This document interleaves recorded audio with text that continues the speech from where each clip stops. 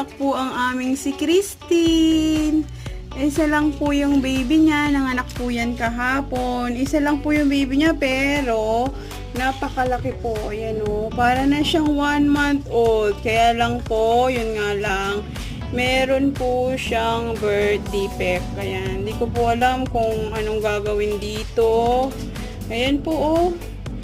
Ganyan yung paa niya. Ano ba to? Pwede ba to i-brace? Okay, lagyan ko kaya ng karton. Malambot pa naman siya eh. O, yun o. Ayan lang po yung birth defect niya. Pero, all in all po yan. Napaka-healthy naman po ng kitay niya. Ayan siya. Maalaga din po yung si Christine. Namidedi po yung baby niya. Ayan o. Sarap ng baby. Tsaka ang laki niya. Compare sa mga naunang baby niya. Ayan o. Laki. Kaya yan lang. Yun lang nga po. Yung